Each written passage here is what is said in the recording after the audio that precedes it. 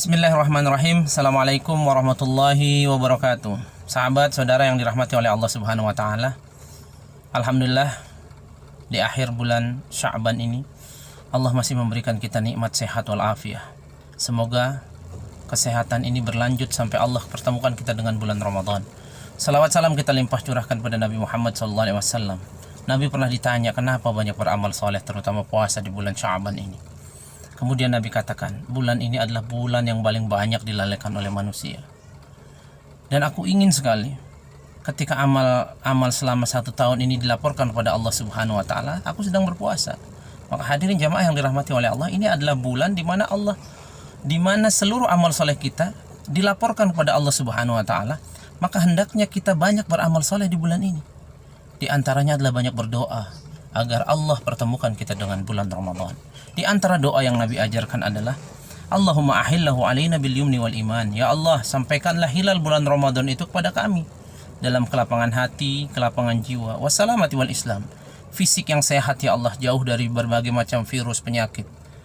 Wal Islam, dan pemahaman Islam yang baik untuk menyambut Ramadan ini. Rabbi wa rabbukallah. Ini hendaknya doa yang sering kita panjatkan. Kemudian ketika Allah sampaikan kita kepada bulan Ramadan, maka manfaatkan bulan tersebut untuk memperbanyak amal saleh. Di antara amal-amal saleh yang diajarkan oleh Nabi kita ada banyak sekali. Dan puasa ini merupakan adalah amal yang sangat luar biasa pahalanya di sisi Allah. Man shoma ramadhana imanan wa ihtisaban ghufira lahu ma taqaddama min dhanbi.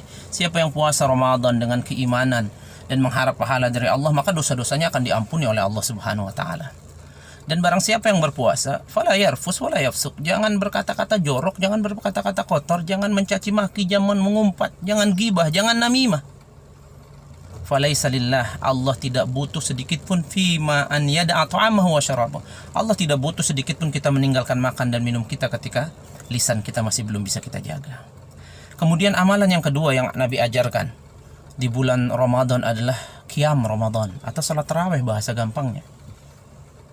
Tarawih ini pun semestinya kita lakukan tiap malam-malam Ramadan. Jangan sampai terlewat 1 malam pun kecuali kita qiyam Ramadan di situ.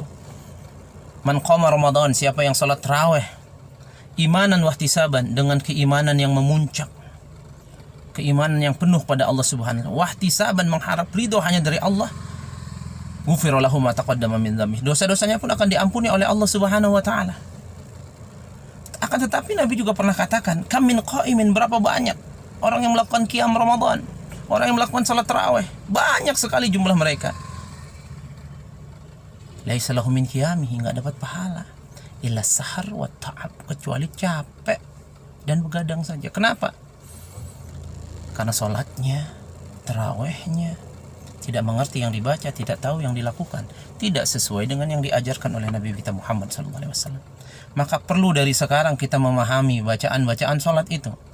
Perlu dari sekarang kita memahami bagaimana tata cara agar kita bisa khusyuk dalam sholat kita. Kita bisa menghadirkan hati kita saat sholat. Kemudian amalan yang ketiga, hadirin jamaah yang dirahmati oleh Allah, adalah dianjurkan bersedekah.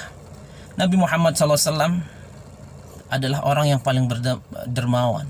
Dan kedermawanan Nabi ini memuncak puncak-puncaknya itu ketika Ramadan. Man aftara shaiman, atau sederhananya kita memberi 1 teguk air, 1 butir biji kurma kepada orang yang berbuka puasa, maka kita akan mendapatkan pahala orang yang berpuasa itu tanpa mengurangi pahalanya sedikit pun.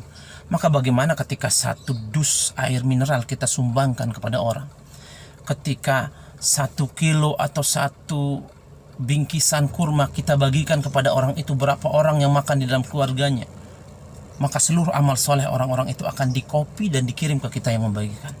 Maka perbanyak amal soleh, terutama sedekah ini di bulan Ramadan. Jangan sampai 1 hari terlewat tanpa kita bersedekah di bulan Ramadan ini. Kemudian yang keempat, hadirin yang dirahmati oleh Allah, adalah kita dianjurkan untuk beriktikaf.